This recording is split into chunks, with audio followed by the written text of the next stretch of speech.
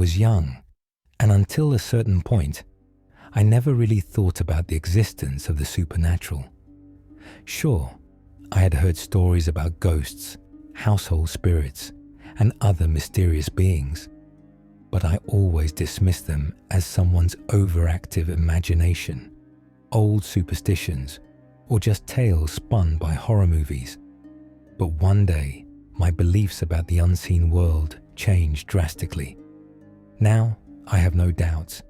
It exists, whether people believe in it or not. This all happened when my friend Emily and I were renting an apartment for a while. It was a creepy apartment. I still remember it with a shiver.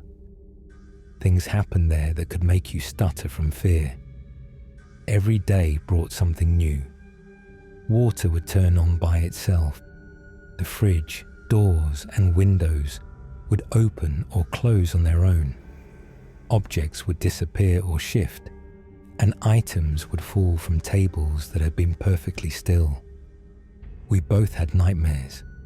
Frightening shadows sometimes appeared, and occasionally, unseen presences seemed to wander through the rooms.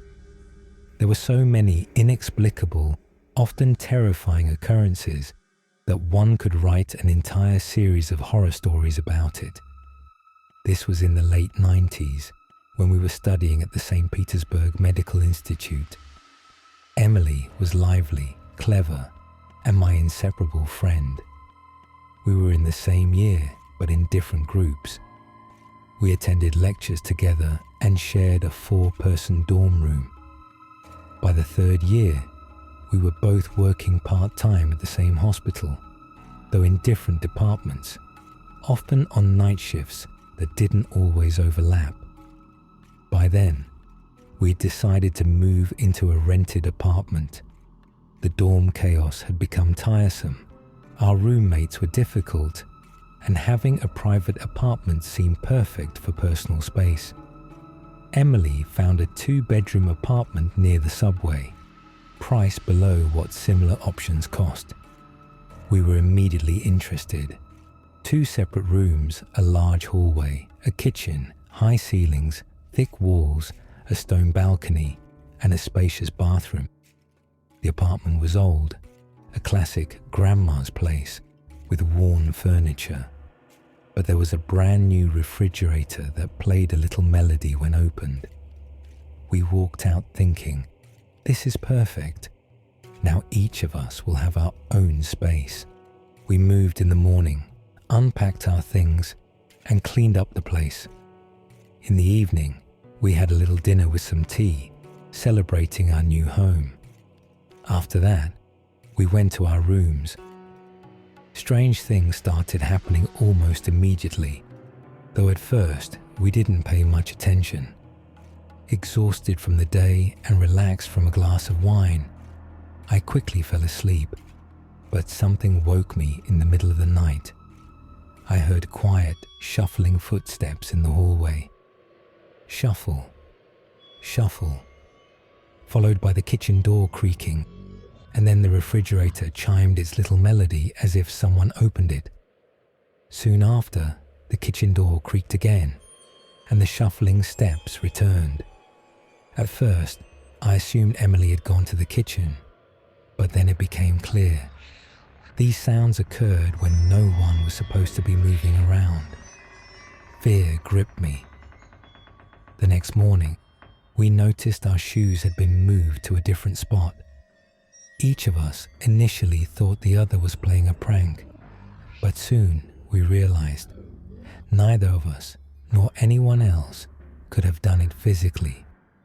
We suspected the landlord or previous tenants and checked the apartment. Nothing was missing. To be sure, we devised a trick I had read about in a detective novel. We glued a few hairs to the doorknob with clear nail polish. If someone opened the door, the hairs would be disturbed. Returning later, we found them untouched, confirming that no one had entered.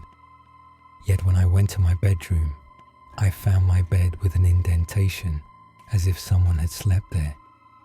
We checked the balcony as a possible entry point, but it was winter, and all windows were sealed.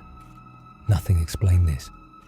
Our fear grew as the strange events continued. Footsteps at night, creaks, eerie shuffling, moving chairs, doors opening and closing on their own.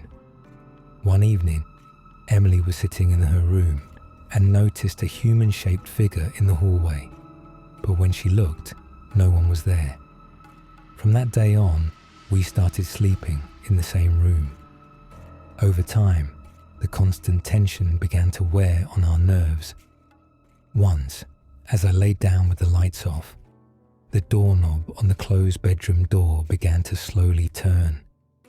The fear was unbearable all night, only subsiding when exhaustion took over. After a month of this living nightmare, we packed up and left, never wanting to spend another night there.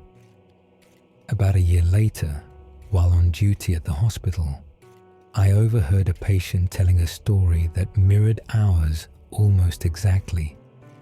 This woman and her husband had rented the same apartment and fled within a month. They learned from a neighbor that the apartment once belonged to a cantankerous elderly woman whose troublesome behavior had haunted all the neighbors while she was alive. Her daughter inherited the apartment and rented it out, fully aware of the haunting. This way, she received double profit, monthly rent, and the security deposits left behind by frightened tenants.